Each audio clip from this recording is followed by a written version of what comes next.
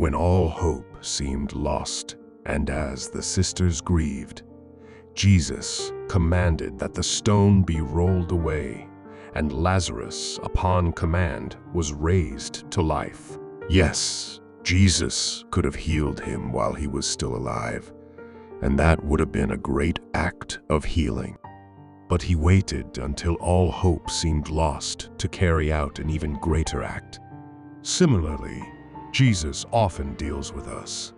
We may experience a significant crisis in our lives and wonder, like Martha and Mary, why Jesus hasn't acted sooner to bring about the resolution we hoped for.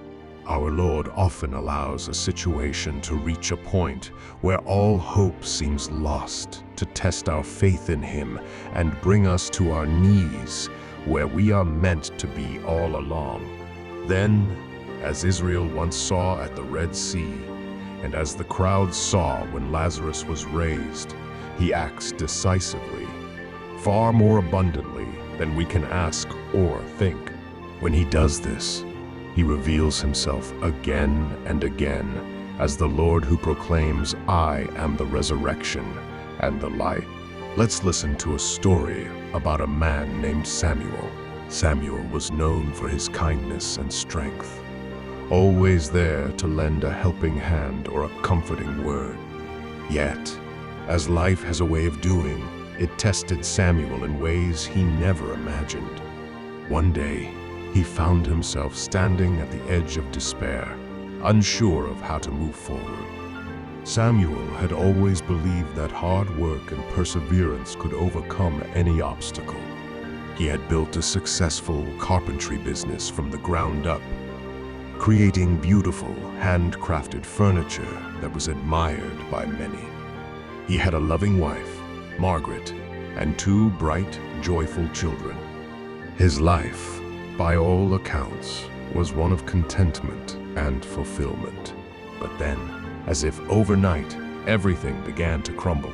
The economy took a sharp downturn, and people stopped buying the finely crafted furniture that was Samuel's pride and joy. Orders dwindled, and his savings quickly depleted. Desperate to keep his business afloat, Samuel took out loans, but as the debts piled up, he could not repay them. Then, in a cruel twist of fate, Margaret fell gravely ill. The doctors were unsure of the cause, and despite their best efforts, her condition worsened. Samuel spent every waking moment by her side, his heart breaking as he watched the woman he loved slip away, unable to help her. The medical bills mounted, and soon they were on the verge of losing their home. One cold winter evening, after a tough day, Samuel walked to the small chapel on the edge of town. The chapel was old, its wooden beams creaking in the wind, but it had always been a place of solace for Samuel. He sank to his knees in the front pew, tears streaming down his face. "God," he whispered, "I don't know what to do. Everything I have worked for, everyone I love, it's all slipping away. I feel lost and don't know how to find my way back." The chapel was silent, the only sound the faint rustling of the wind outside. Samuel closed his eyes, seeking some sign, some small flicker of hope, but none came. He felt utterly alone, abandoned by the faith that had once sustained him. Days passed, and Margaret's condition continued to decline. The once warm and inviting home now felt cold and empty, filled with the echoes of what used to be. Samuel tried to remain vital for his children, but even they sensed the weight of his burden. Then one night, as Samuel sat by Margaret's bedside, she reached out and took his hand. Her touch was frail, but her eyes were bright and unexpectedly clear. "Samuel," she said softly, "I know you are hurting. I know you feel like everything is lost, but you must believe that even in the darkest times, there is a purpose. We may not see it now, but God has a plan for us, even when we don't understand it." Her words struck something deep within Samuel, a tiny, fragile spark that refused to be extinguished. He nodded, though he wasn't sure he believed her. How could there be a purpose in so much pain? The following morning, Samuel received a letter from Thomas, a former client who had moved away years ago.